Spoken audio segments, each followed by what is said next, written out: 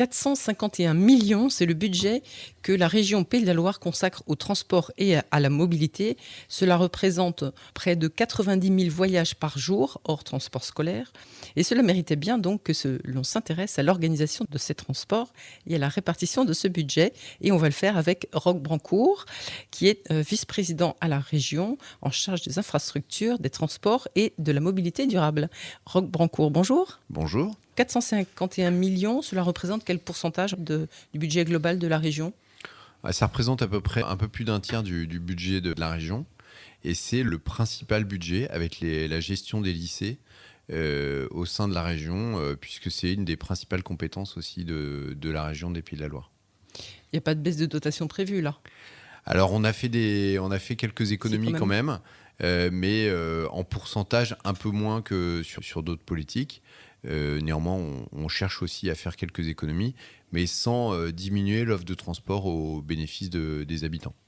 Alors, on va peut-être décliner un petit peu quelles sont effectivement vos compétences et après, vous allez nous dire peut-être au fur et à mesure où les économies vont être cherchées. Donc, si on parle des compétences de la région en matière de transport, où commence-t-elle, où s'arrête-t-elle ? Alors, ce qu'on peut retenir, c'est que les transports publics en France, ils sont organisés localement, principalement par deux collectivités, soit les agglomérations pour les transports urbains. Donc en Mayenne, eh bien, tout le périmètre de Laval Agglomération, c'est Laval Agglomération qui gère les transports publics, les cars, les transports scolaires. Et puis en dehors des agglomérations, donc tout le reste de la Mayenne, par exemple, eh bien, c'est la région qui a la responsabilité de faire circuler des transports publics, donc les lignes régulières de cars, les transports scolaires, le TER, les transports à la demande, toutes ces solutions de transport qu'on appelle dans l'interurbain, c'est-à-dire en dehors des zones d'agglomération, c'est la région qui a la responsabilité de les gérer. Par exemple, en Mayenne, ça représente quotidiennement plus de 12 000 élèves qui sont transportés par les services gérés par la région Alléop scolaire. Il y a beaucoup de déplacements professionnels aussi journaliers. Oui, en Mayenne, il y a 18 lignes Alléop, dont 5 qui sont des lignes express, c'est-à-dire avec des temps de parcours vraiment très intéressants, avec pas trop d'arrêts.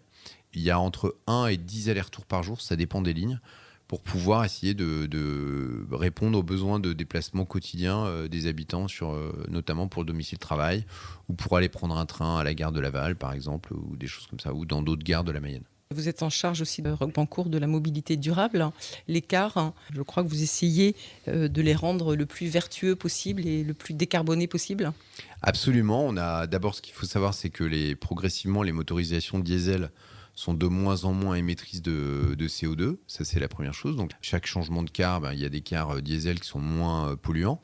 Et puis maintenant, de plus en plus, on demande aux transporteurs de s'équiper de cars qui roulent au bio-GNV, c'est-à-dire au biogaz, ou alors éventuellement à l'électrique. Il y a une ligne qui fonctionne entre Cran et Laval en électrique en Mayenne aujourd'hui.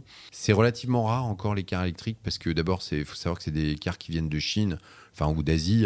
Oui. On n'a pas vraiment encore de fabricants de batteries en Europe. Et donc, c'est plutôt des cars asiatiques. Donc, nous, on souhaite plutôt privilégier des approvisionnements auprès d'industriels français ou européens.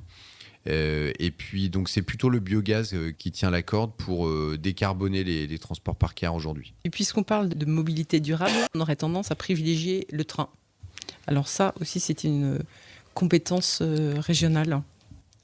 Ça peut être une compétence régionale. Exactement. Alors, en matière de train, les régions ont la responsabilité de faire fonctionner ce qu'on appelle les TER, c'est-à-dire les trains express régionaux. On a en Mayenne une ligne qui circule d'est en ouest, en quelque sorte, qui permet de relier Le Mans vers l'est et Rennes vers l'ouest. Et cette ligne, elle permet de desservir pas mal de gares en Mayenne. Donc, on a toute une stratégie qui vise à augmenter le nombre de circulations de trains partout dans la région, pour qu'il y ait de plus en plus de possibilités pour les gens de prendre le train plutôt que leur voiture, si c'est possible, puisqu'on n'a pas non plus des lignes de train qui vont partout. Voilà. Mais là où on a des lignes de train, on essaye d'augmenter le nombre de trains en circulation pour que ça soit de plus en plus intéressant de prendre le train. Chaque année, on essaye d'augmenter le nombre d'allers-retours ou d'arrêts dans les gares. Et notre objectif, c'est qu'à terme, on puisse avoir au moins un train par heure dans les deux sens de circulation dans toutes les gares du réseau TER. C'est ce qu'on développe petit à petit et on espère y arriver d'ici l'horizon 2030. Et il n'y a pas de projet de réouvrir des lignes qui ont été fermées par le passé ? Malheureusement, chaque fois qu'on réétudie la possibilité de le faire, on recule un peu parce que c'est des coûts très importants pour souvent un bénéfice pas si évident que ça, parce que pour que le train soit intéressant, il faut aussi qu'il y ait beaucoup de circulation de train. Et puis l'autre chose qu'il faut que tout le monde ait à l'esprit, c'est qu'on a aussi beaucoup de dépenses à faire sur notre réseau existant. Donc nous, notre priorité à la région, c'est surtout d'assurer la modernisation et l'entretien de notre réseau existant en priorité. Et souvent, on n'a plus assez de budget pour pouvoir réouvrir des nouvelles lignes. Voilà. Mais pour autant, il faut savoir qu'il y a plein d'autres solutions qui peuvent exister pour se déplacer en alternative à la voiture individuelle. Je vous parlais des lignes de car express, par exemple. On a mis en place aussi des systèmes de transport à la demande.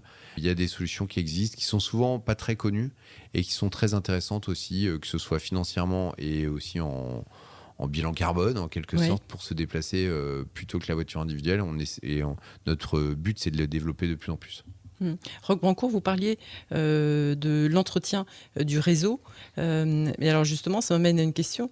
Le réseau ferroviaire, à qui appartient-il ? Est-ce que vous utilisez des lignes qui appartiennent au réseau SNCF ou Alors oui, le réseau ferroviaire, il appartient à SNCF Réseau, qui appartient à l'État. Donc il appartient à tous les Français en quelque sorte.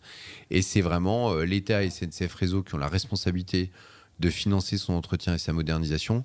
Mais dans la plupart des cas, il y a toujours une subvention de la région qui est sollicitée par l'État et SNCF Réseau pour entretenir ce réseau. Si la région ne le faisait pas, eh bien, le réseau serait moins bien entretenu. C'est ce qui fait que sur nos budgets, il y a toujours une partie qui est consacrée à cofinancer en quelque sorte l'entretien du réseau ferroviaire. L'ouverture à la concurrence. Au niveau national, en tout cas, on nous avait promis des baisses de prix. Ce n'est pas flagrant. Pour l'instant, le train reste quand même un transport assez onéreux.